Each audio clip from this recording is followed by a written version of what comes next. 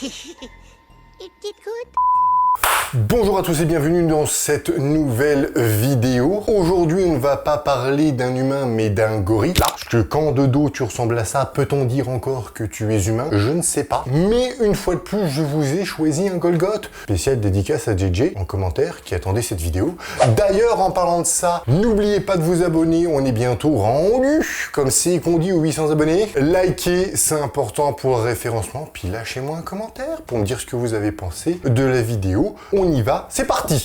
Aujourd'hui, nous parlons de Kai Greene, si je dis bien son nom, normalement c'est bon, né le 12 juillet 1975. Donc là, il a, en 2026, donc, 50 ans, oui, si. 1m73 de rondeur, selon les sources toujours, pour un poids allant de 120 à 125 kg sur scène, semble-t-il, parce que les sources, encore une fois, on sait jamais, tu vois. Comme le veut la sacro-sainte tradition, lorsque l'on parle d'un grand champion, la moindre des choses, c'est d'énumérer son palmarès. Et pour éviter que la vidéo soit trop longue, je vais juste te dire son palmarès professionnel, en tout cas les plus importantes. Victoires les plus notables. Arnold Classic, qui, je le répète, est la deuxième compétition la plus prestigieuse around the world dans le bodybuilding professionnel. Il gagne en 2009, doublé l'année suivante, donc en 2010, t'es pas con, et il remet le couvert 6 ans plus tard, en 2016. Ce sont ses plus gros titres. Et là, normalement, ceux qui le connaissent pas trop, ils vont me dire, avec la photo que j'ai mis au début, mais attends, il a pas gagné Olympia,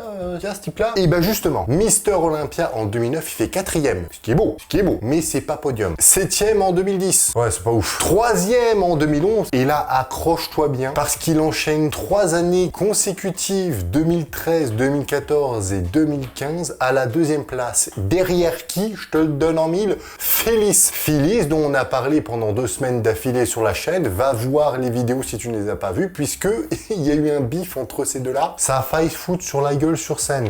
Alors, on va en parler dans cette vidéo très prochainement. Autre victoire notable en professionnel, il gagne le New York Pro en 2008 ainsi qu'en 2011, le Grand Prix d'Australie 2009-2010 et le Prague Pro en 2013. Prague Pro qui aujourd'hui est très certainement l'une des plus grosses compétitions en Europe. Et sa plus grosse année, ça reste en 2016. Il gagne toutes les compétitions auxquelles il participe. Par contre, il fait pas l'Olympia. C'est dommage. Ce serait dû à un désaccord avec ses sponsors. Je t'en dis pas plus. Cependant, cette année-là, il fait Arnold Classic premier, Arnold Classic Australie premier, ainsi que Arnold Classic Brésil premier. Et depuis, on l'a pas revu. Bah oui, la légende raconte qu'il n'est pas encore en retraite. Mais il a pas refait de compétition depuis. Alors évidemment, si je vous parle de lui aujourd'hui, c'est parce que c'est une génétique exceptionnelle. Il a une ligne que j'apprécie tout particulièrement, ainsi que son posing. Sauf erreur de ma part, il a fait de la danse, ce qui explique certaines choses. Et qui dit physique exceptionnel en professionnel, dit génétique très favorable. Et ça se voit notamment quand on voit lorsqu'il est jeune, il y a des prédispositions chez Kai Greene que d'autres n'ont pas. Alors attention, parce que sur son physique, il y a des prédispositions, mais il y a aussi des points faibles. On va en reparler dans une prochaine vidéo. Et oui, parce que je vais vous faire 2 vidéos sur lui, on va couper en 2 directement. Aujourd'hui, on regarde structure osseuse, structure musculaire,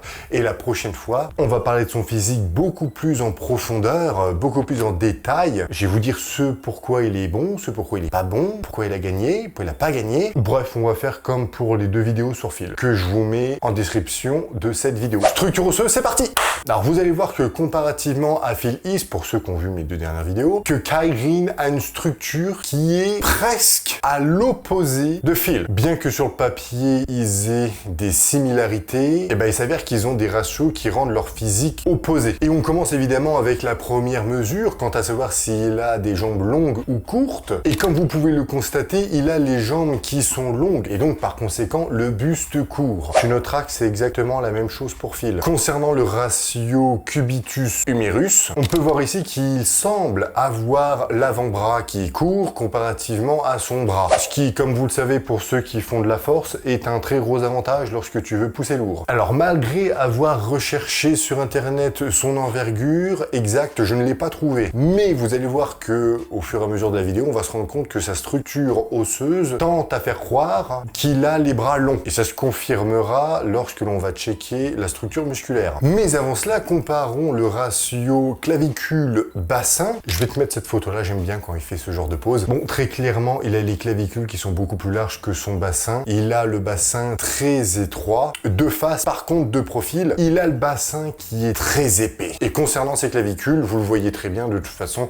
elles sont très droites, elles ne remontent pas, hein, comme les miennes, je sais pas si on verra. Ce qui lui permet d'avoir une très belle ligne de face. Par contre, contrairement à Phil Heath, Kai Greene a les clavicules qui sont larges. Et bien qu'il ait les clavicules qui soient larges, il se retrouve quand même avec une cage thoracique qui est très épaisse. Je vous l'avais dit dans une de mes dernières vidéos, plus vous vieillissez, plus votre cage thoracique s'épaissit. Alors évidemment, elle était moins épaisse quand il était jeune, mais là-dessus, vous constatez bien que, bien qu'il ait la tête qui soit penchée en avant, s'il se tenait droit, la ligne de sa cage thoracique ne toucherait pas son visage, ce qui est un indicateur de l'épaisseur de la cage. Un autre indicateur, c'est l'angle que prend vos pectoraux, et là, on voit très clairement que ça pointe très fortement vers l'avant. Donc non seulement elle a une grosse cage thoracique, mais de profil, elle est inclinée. Et ça te donne l'avantage d'avoir du galbe sur les pectoraux. Si maintenant on compare la longueur de la plaque pectorale sur la cage thoracique, à son abdomen, on se rend compte que ses pecs sont plus petits que son ventre. Mais de pas grand chose. Vous allez me dire, bah ouais, mais c'est pareil pour Phil. Eh oui, mais les ratios sont pas les mêmes. Et si tu changes les ratios, ça te donne pas le même physique. On passe aux jambes.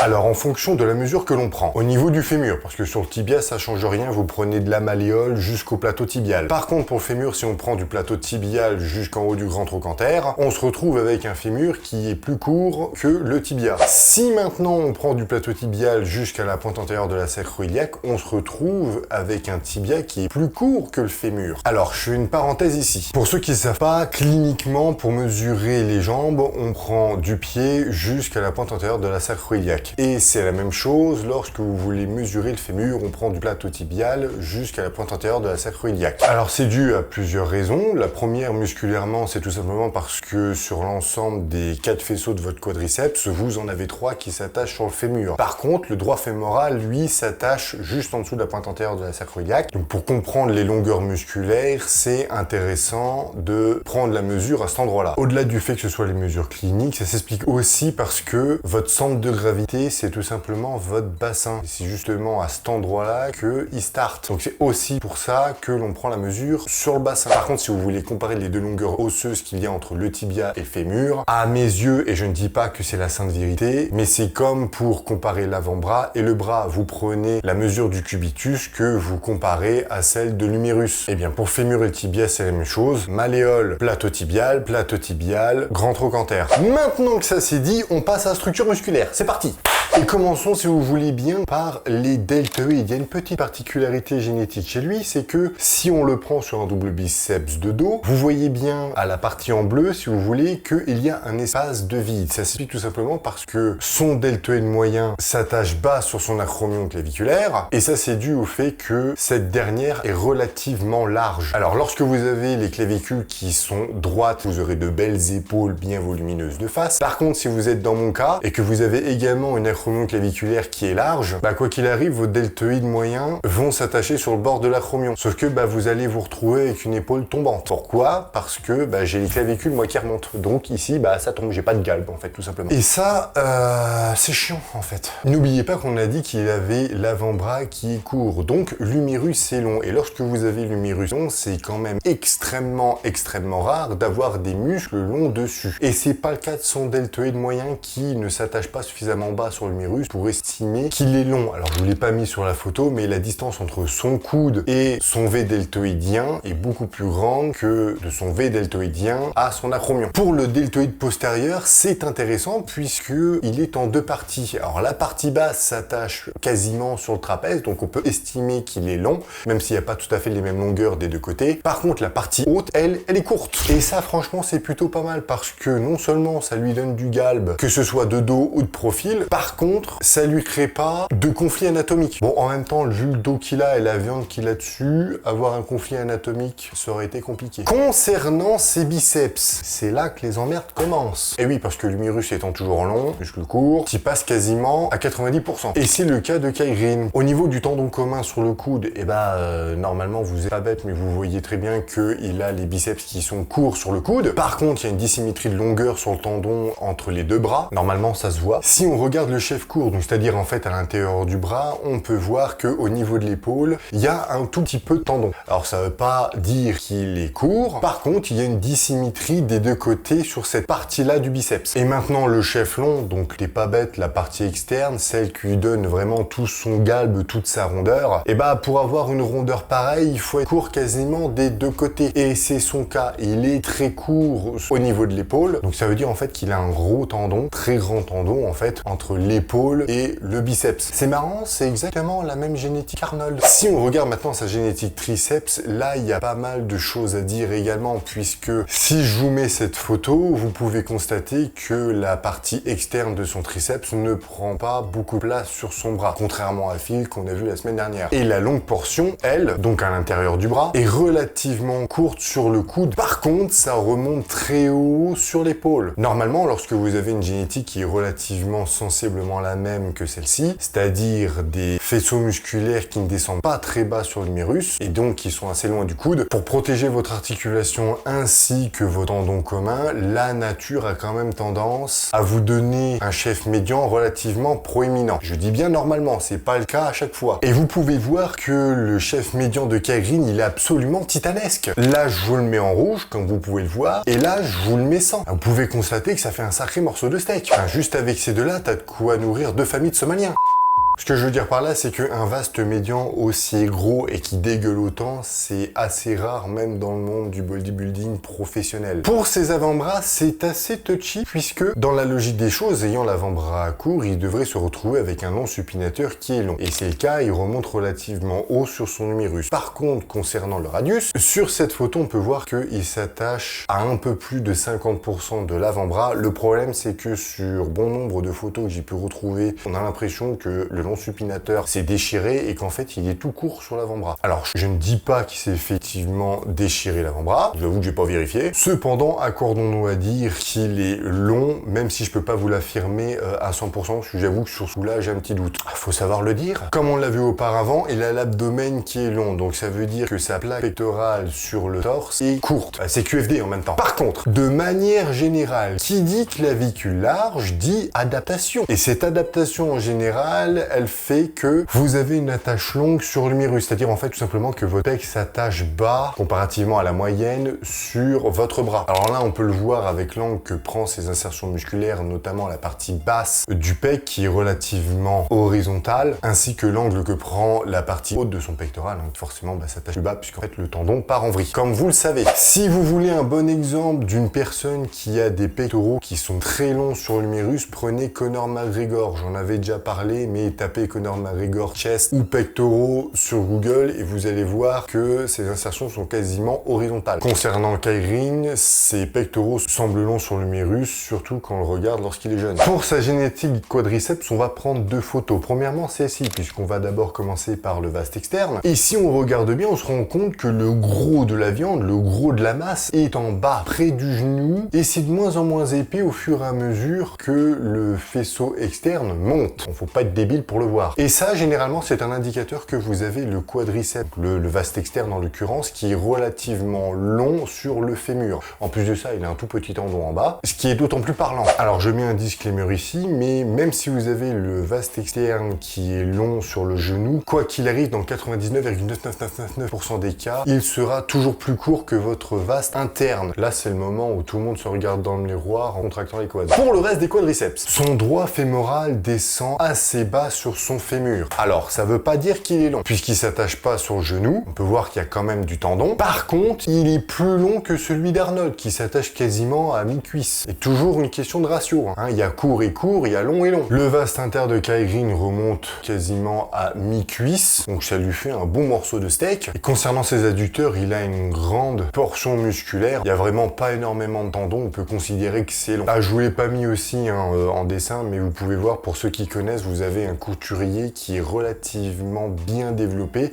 qui est quand même très épais et très large. C'est pas souvent qu'on voit un truc comme ça. Penchons-nous maintenant, si vous le voulez bien, sur la chaîne postérieure de ce monsieur. Et commençons avec les fessiers. Kai a un fessier qui est extrêmement épais, qui part vachement vers l'arrière. Est-ce que ça a à voir avec le fait qu'il soit noir? Oui, très clairement, c'est dû à ses origines ethniques, qui lui donnent un gros avantage là-dessus. Je ne crois trahir aucun secret en disant que les femmes noires ont quand même tendance à avoir un énorme cul, ce qui n'est pas péjoratif, attention. Et c'est aussi le cas des brésiliennes. C'est des adaptations physiologiques. J'en avais déjà parlé aussi. Si je vous le mets de dos, vous vous rendez compte que le moyen fessier est quand même très gros et très évasé. Il monte haut et part vachement sur le côté. Ça, c'est dû à l'angle que prend ses crêtes iliaques, tout simplement. Et de profil, son grand fessier descend très très bas sur le fémur. Il est absolument gigantesque, son fessier. Et lorsque l'on a un cul pareil, on est quand même en droit d'attendre à ce que la nature ne lui donne pas des ischios absolument titanesques. On s'attend à ce qu'il ait une génétique à la Ronnie Coleman, c'est-à-dire quasiment pas d'ischios. Et là non. Non, il a des ischios. Et non seulement il a des ischios, mais ils sont longs de bout en bout. Là, tu le vois bien, il a les ischios qui s'attachent dans le genou. Et si je te le mets de dos encore une fois, tu peux voir que sur la partie haute, ça remonte jusqu'à l'arrêt de ses fesses. Ça, là, c'est rare. Ça, c'est pas commun. Et en plus de ça, c'est beau. Oui, après, moi, je trouve ça beau. No mots. Passons à la plus grosse part du gâteau, et je parle bien évidemment de son gros dos. Alors, comme je vous l'ai dit, il ressemble à s'y méprendre un gorille de dos. Mais si on regarde sa longueur de trapèze, on peut se rendre compte qu'elle prend moins de place que le bas de son dos. Oui, il a déjà une génétique d'enfoiré, il a des clavicules larges avec une grosse cage thoracique, ce qui est relativement rare, on va pas se mentir. Si en plus de ça, la nature lui avait donné des trapèzes inférieurs qui lui descendent dans l'arrêt du cul, ça aurait été encore plus une anomalie génétique qu'il ne l'est déjà. Pas tout donné non plus. Alors ici, je vous mets en bleu les infraépineux. Je vous l'avais jamais montré sur la chaîne, mais pour ceux qui ne connaissent pas, ça c'est les infraépineux. Et le plus important, entre guillemets, ce sont les grands ronds, qui, comme on peut le voir, sont relativement bien développés et prennent un angle très horizontal.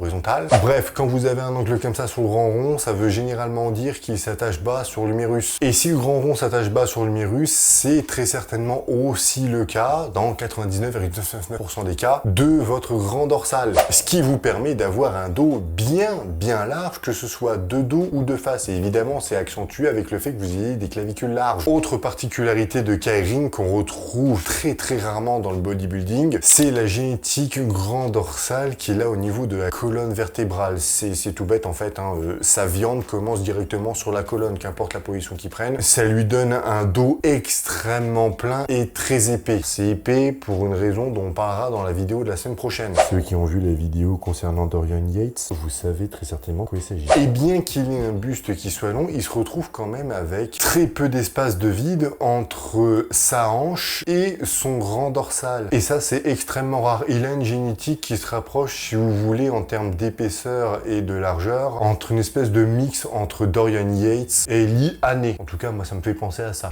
Autre chose concernant sa génétique dos, je vous le mets de face parce que c'est important de le mentionner, c'est le ratio oblique grand dorsal sur un double biceps de face. Et on peut voir qu'il a un ratio qui est extrêmement positif à ses grands dorsaux, bien qu'il ait l'abdomen long. Mais encore une fois, c'est une question de ratio. Son abdomen est suffisamment court pour qu'il ait un plus gros pourcentage de chances que ses grands dorsaux s'attachent très bas dans son dos. C'est pour ça qu'il est foutu comme ça. Bien, c'est la fin de la vidéo, j'espère que ça vous a plu. N'oubliez pas de vous abonner, de liker, de commenter. Dites-moi ce que vous en avez pensé. Si vous avez des choses à rajouter, n'hésitez pas. Je vous donne rendez-vous la semaine prochaine pour la deuxième partie où l'on parlera beaucoup plus en détail de ses points forts et ses points faibles, ses particularités génétiques assez rares. Je vais vous expliquer tout ça. On parlera aussi, si la vidéo n'est pas trop longue, de ses conflits anatomiques potentiels. Donc soyez au rendez-vous dimanche midi heure française.